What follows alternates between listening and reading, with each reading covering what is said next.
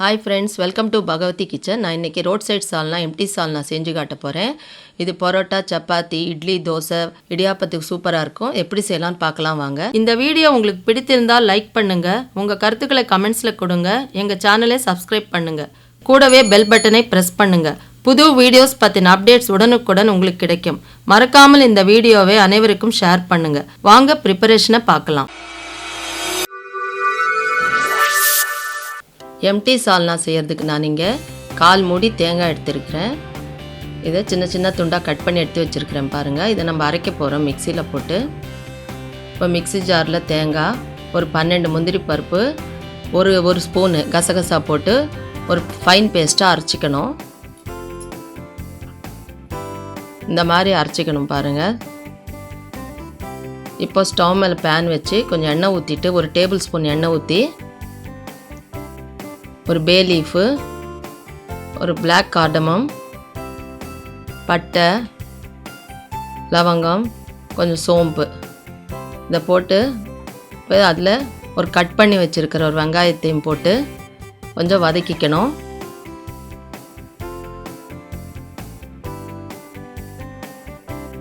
இப்போ இங்கே நான் 2 பச்சை மிளகாய் கட் பண்ணி வச்சுருக்கேங்க பாருங்கள், அதையும் சேர்த்துக்கலாம். இதை நல்லா வதக்கிக்கலாம். இப்போ இதில் கொஞ்சம் மஞ்சள் பொடி சேர்த்துக்கலாம். இதே நல்லா வதங்கிட்டு கொஞ்சம் கருவேப்பிலை சேர்த்துட்டு வதக்கிக்கணும். இதில் கருவேப்பிலை கண்டிப்பாக போடணும். இப்போ இஞ்சி பூண்டு பேஸ்ட் சேர்த்துக்கலாம்.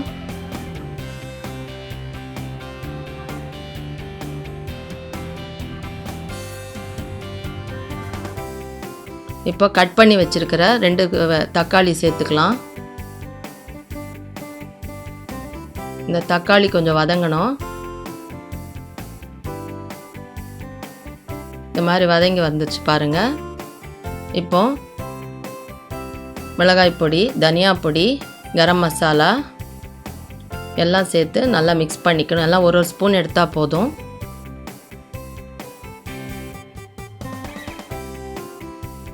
கரம் மசாலாவுக்கு பதில் நீங்கள் சிக்கன் மசாலாவும் யூஸ் பண்ணிக்கலாம்.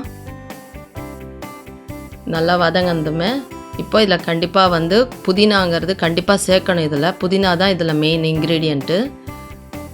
சால்னாலும் புதினா சேர்க்கணும். கொத்தமல்லி புதினா ஒரு பிடி போட்டிருக்கிறேன். நல்லா வதக்கி இப்போ கொஞ்சம் தண்ணி சேர்த்துக்கலாம்.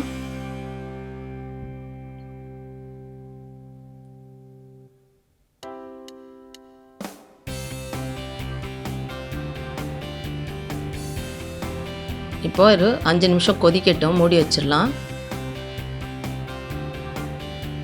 நல்லா கொதிச்சிருச்சு. இப்போ இதில் நான் அரைச்சி வச்சுருக்கிற இந்த தேங்காய் பேஸ்ட் இருக்கு இல்லையா, கோகோனட் பேஸ்ட் இதில் சேர்த்துக்கலாம்.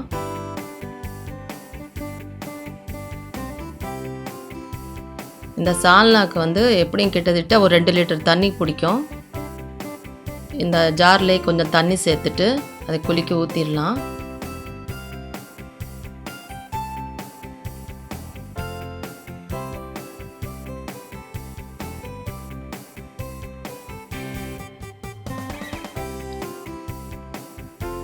இப்போ 1 லிட்டர் தண்ணி சேர்த்துருக்கேன். இதில்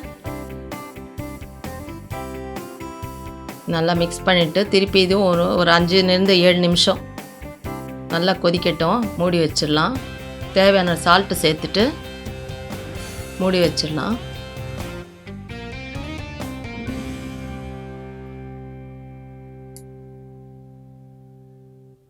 இப்போ நல்லா கொதிச்சிச்சு பாருங்கள்.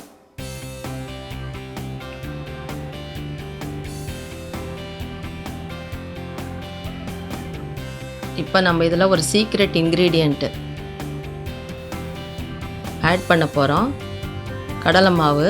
இது ரொம்ப முக்கியமானது இந்த சால்னாவில். ஒரு டேபிள் ஸ்பூன் கடலை மாவில் கொஞ்சம் தண்ணி சேர்த்துட்டு இதை கரைச்சி அப்படியே அதில் ஊற்றிடலாம்.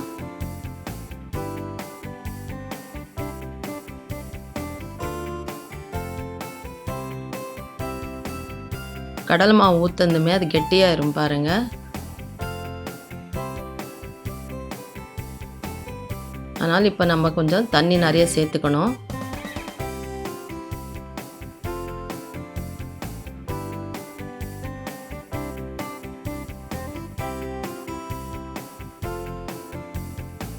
இப்போ இது நல்லா கலந்துட்டு இப்போது ஒரு 20 நிமிஷம் சிம்மில் வச்சுட்டு ஸ்டவ்வை சிம்மில் வச்சு கொதிக்கணும். இந்த மேலே வந்து எண்ணெய்லாம் நல்லா ஃப்ளோட் ஆகும் பாருங்கள், அந்த அளவுக்கு கொதிக்கணும். அது 20 நிமிஷம் ஆச்சு பாருங்கள். இந்த எண்ணெய்லாம் மேலே பாருங்கள் அப்படி மிதக்குது. இதுதான் இப்போ கரெக்டான இது.